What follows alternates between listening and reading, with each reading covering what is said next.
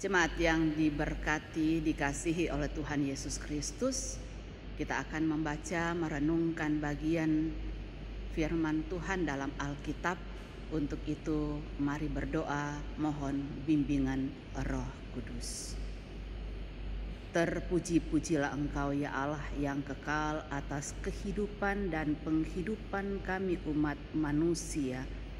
Saat ini Bapa, umat-Mu sedia hati untuk membaca, merenungkan kebenaran firman-Mu. Engkau Tuhan menuangkan atas tiap-tiap kami Roh Kudus-Mu, sehingga kami beroleh terang yang ilahi untuk membaca, merenungkan, memahami, menghayati kebenaran-Mu dalam hikmat yang sesuai kehendak-Mu. Inilah kami Bapa, perdengarkanlah suara-Mu, kami umat-Mu siap mendengarkannya di dalam nama Tuhan Yesus Kristus, firman yang hidup. Kami berdoa memohon kepada Allah Bapa di surga. Amin.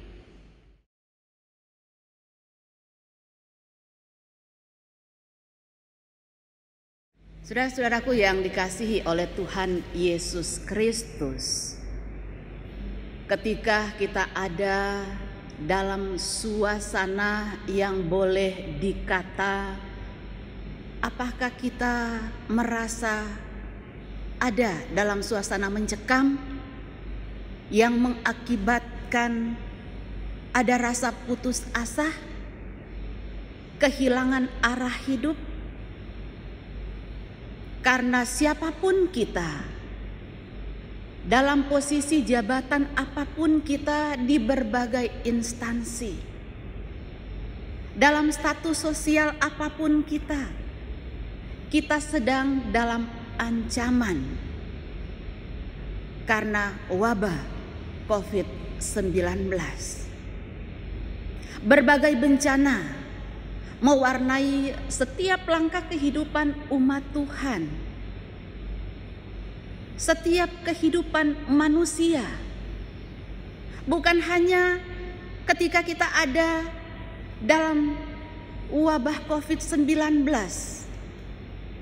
pada waktu-waktu yang lalu, ketika negara kita ada dalam ancaman gempa bumi, tanah longsor, dan bencana alam lainnya.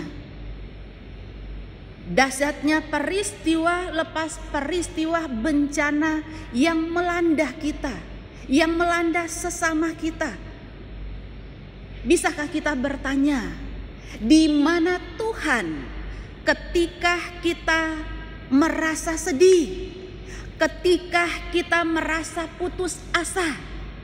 Adakah Tuhan di dalam kehidupan ini? Pertanyaan itu bisa terlontar dari setiap kita yang seolah-olah merasa terlepas dari kekuatan Allah. Belajar dari kitab Yoel pasal 1 ayat 1 sampai 12. Sesungguhnya setiap umat pada waktu itu, setiap umat pada saat sekarang sedang ada pada proses pendidikan Allah, sedang ada pada proses yang mengingatkan dan mengarahkan kita untuk segera kembali. Karena sesungguhnya ketika kita menjerit minta tolong, ketika kita berusaha untuk keluar dari cengkeraman berbagai bencana, kepada siapa lagi kita mau kembali kalau bukan kepada Sang Khalik, pemilik bumi dan pemelihara bumi ini? Ingatkah kita setiap kalimat firman Tuhan memotivasi setiap pribadi kita untuk tetap ada pada jalan kebenarannya? Karena sesungguhnya di luar kebenaran Allah kita tidak beroleh selamat itu. Saudara-saudaraku yang terkasih di dalam Tuhan Yesus Kristus, penggalan syair Ebit GAD. Anugerah dan bencana adalah kehendaknya. Saudara-saudara yang terkasih, ada sebagian orang yang mengatakan bahwa bencana-bencana itu bukan dari Tuhan. Ada sebagian kelompok yang mengklaim bahwa sesungguhnya Tuhan tidak ada di sekitar kehidupan kita. Benarkah bencana ini di luar program Tuhan?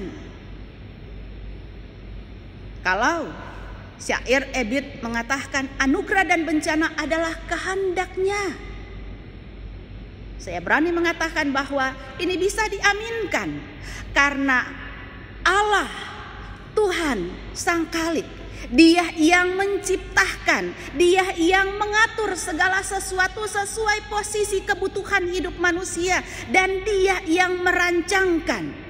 Ketika umat manusia itu di dalamnya kita ada sebagai umat yang dikasihinya, tidak melepaskan diri dari salah dan dosa. Bagaimana sebagai orang tua kita memberikan pengajaran kepada anak yang melakukan salah dan mengharapkan dia merubah sikap hidup. Itulah Allah yang selalu mendambahkan ada perbaikan hidup.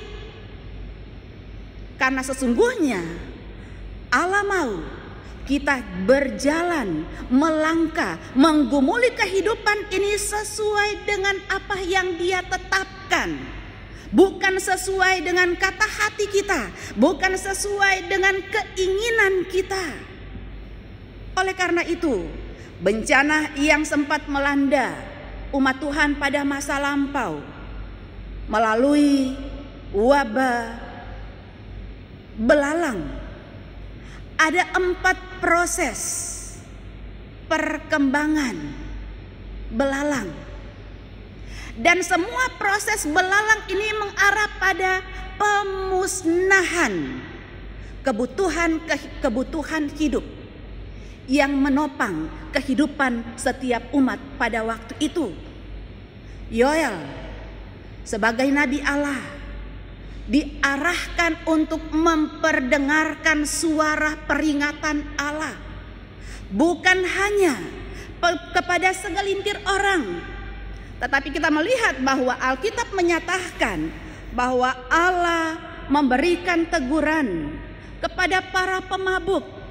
Simbol pemabuk menunjukkan mereka-mereka yang keasikan, mereka-mereka yang terbuai dengan berbagai keindahan duniawi, yang akhirnya tidak tahu bahwa apa yang mereka perkatakan, apa yang mereka lakoni dalam kehidupan mereka, apakah masih sesuai dengan kehendak Tuhan atau tidak. Suasana hidup para pemabuk, mereka melangkah tanpa tahu apa yang mereka perkatakan, apa yang akan mereka perbuat. Terlalu keenakan, terbuai dengan suasana yang ada, dan itu mengarahkan setiap umat supaya kita tidak terbuai dengan keasikan yang ditawarkan oleh dunia. Allah pun lewat bencana belalang pada masa lampau, para imam, pelayan di bait Allah akhirnya tidak bisa bertugas lagi karena tidak ada persembahan, tidak ada ibadah umat yang bisa berlangsung lagi karena wabah itu. Apakah masih sudah relevan atau relevan dengan situasi yang sedang kita alami? Ya. Oleh karena itu Bapak Ibu saudara-saudara jemaat yang diberkati dan dikasihi oleh Tuhan Yesus Kristus, ketika ada bencana silih berganti sampai pada saat ini, kita harus ada di rumah, tetap di rumah. Tidak diperbolehkan datang ke gereja dalam satu persekutuan yang kita rindukan lagi. Di manakah simbol-simbol pelayanan untuk kemuliaan Tuhan. Haruskah berhenti? Tidak. Tetap terlaksana sesuai dengan aturan-aturan yang telah ditetapkan di mana negara kita mengingatkan dan mengarahkan kita untuk melangsungkan semua karya kehidupan kita, pengabdian hidup kita ada dari rumah, berlangsung dari rumah. Untuk itu Allah datang melalui wabah COVID-19 untuk mendidik dan memberikan pembelajaran kepada saya dan Bapak Ibu bahwa sesungguhnya ini bukan akhir. Ini adalah isyarat untuk supaya setiap pribadi kita dalam situasi berbenah. Banyaklah berbenah. Kepada siapa lagi kita harus menjerit? Kepada siapa lagi kita harus minta ampun? Dan kepada siapa lagi kita memohon pengampunan itu? Allah Maha mendengar. Bertobatlah dan balik pada Bapa, Dia tunggu kau dengan kesetiaannya. Tuhan siap mengampuni dosamu. Oh, baliklah pada Allah. Amin.